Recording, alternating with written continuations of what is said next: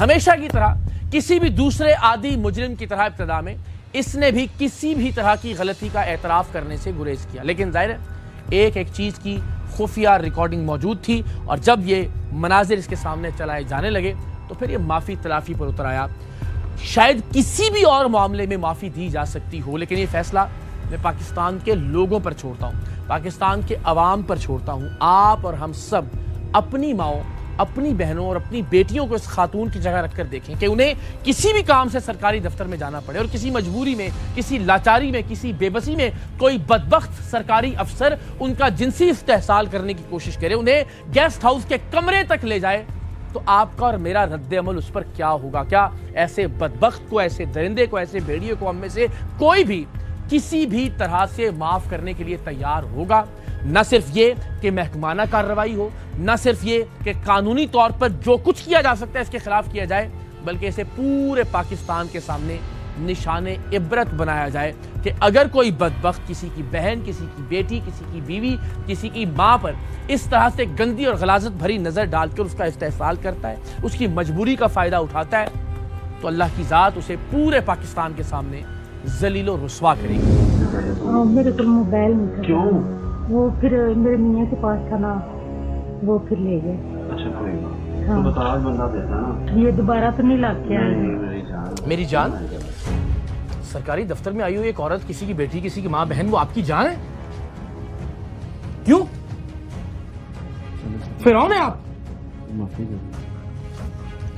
ہر جرم پہ معافی ہو سکتی ہے، اس پہ نہیں معافی مل سکتی۔ سر معافی آپ کو شاید مل جاتی ہے، پہلے جملے پہ کہتے ہیں مجھ سے غلطی ہوئی ہے۔ اس عورت نے نہیں کہا میرے بچے بھوکے بیٹھے ہوئے، سر میں نے اس نے کہا آپ کو، اس نے کہا میرے بچے بھوکے ہوتے ہیں گھر میں، جی جی، اس نے کہا 18,000 روپے میری بہت بڑی رقم ہے، میرے شوہر کی 25,000 روپے تنخواہ اور بیمار ہے وہ، پھر بھی 2 بار کمرے میں لے کے گئے آپ اس کو؟ سر معافی دینے کچھ نہیں کیا سر کچھ اس نے نہیں کرنے دیا؟ سر غلطی پہلی بار تو نہیں ہوئی، نہیں سر، میں نے پہلے غلطی یہ تو نہیں ہوتا کہ انسان پہلی بار غلطی کرے اور پکڑا جائے۔ سر غلطی، اس کا مطلب یہ سرکاری دفتر یہ فرعونیت کا اڈا بنایا ہوا تھا نہیں سر ایسی کوئی بات کہ جو آیا بس رگڑ دو اس کو۔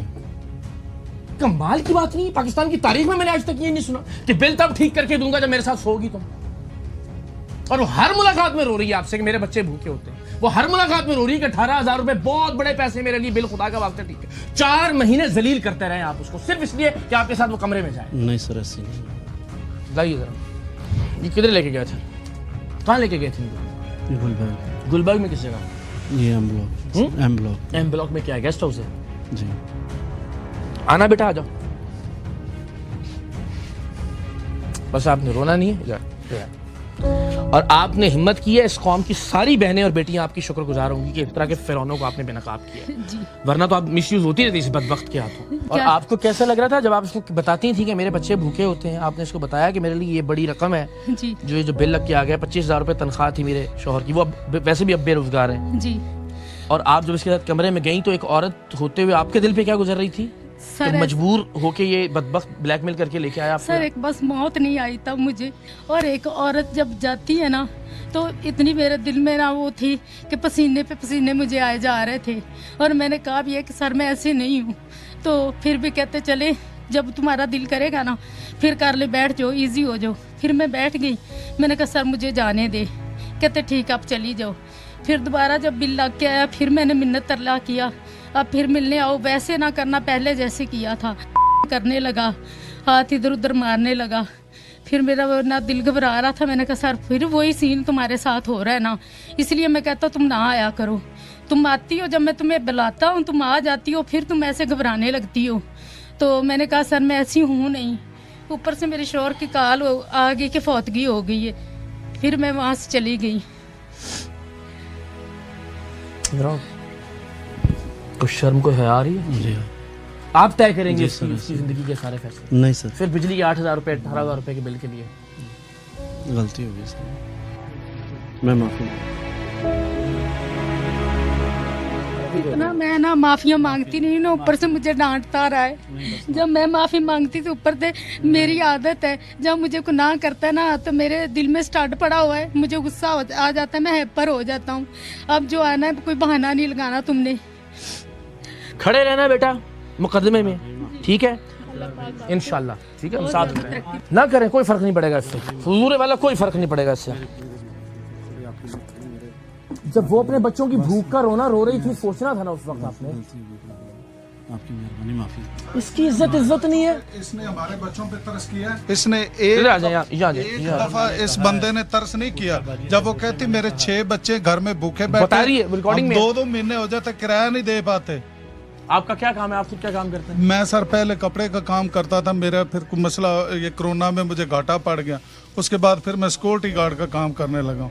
तो अब भी मेरी कंडीशन ऐसी है कि लात मेरी जो है वो टांग मेरी काम नहीं करती, तो चलने फिरने से, उठने बैठने से बड़ी तंगी होती है। और जब ये बताती थी आपको घर जाके अपनी मजबूरी, और सर दिल करता था ये कि खुदकुशी कर लूं या इसको मार दूं।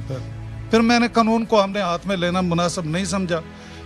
फिर अल्लाह ताला ने आपका ज़हन में डाला कि इकरार भाई हैं जो गरीबों को इंसाफ दिलवाते हैं। उस वक्त हमने आपसे राब्ता किया, इस शैतान को हमने सजा दिलवानी है। कि पता नहीं यहाँ पे बैठे कितनी गरीब औरतों, कितनी माओ बहनों की इज्जत ये नोच चुका है।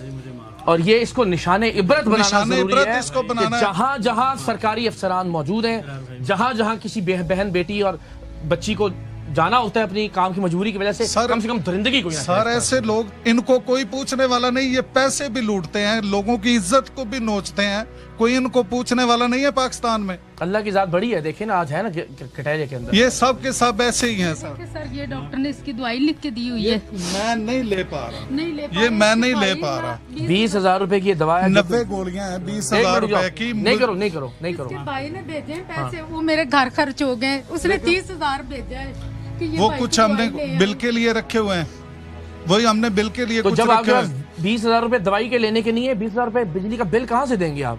और आपके घर के बेटा क्या हालात हैं? हालात सर बहुत ज्यादा खराब है। बच्चों की पढ़ाई छूट गई, बेटी 14 पढ़ी हुई है, बेटा एक 12 पढ़ा हुआ है, दूसरे कोई 9th में।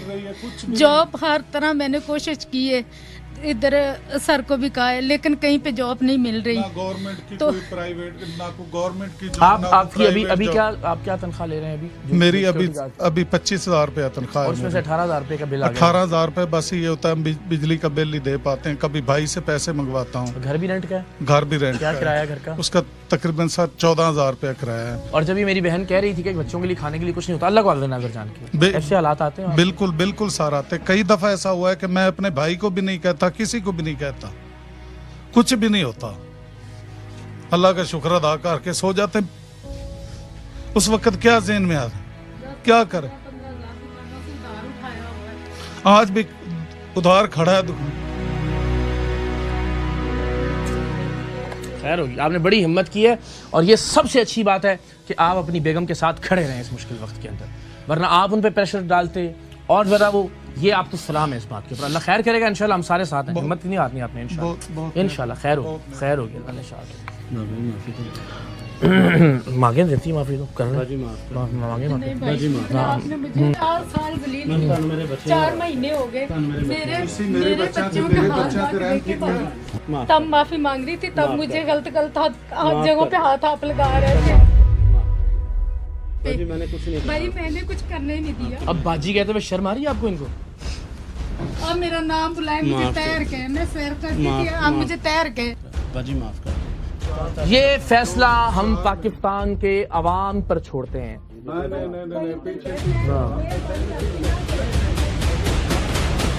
इसने अपना नहीं किया, इससे पूरे लेस को डिपार्टमेंट को बड़ा सवालिया निशान पैदा हुआ, बिल्कुल ठीक बात।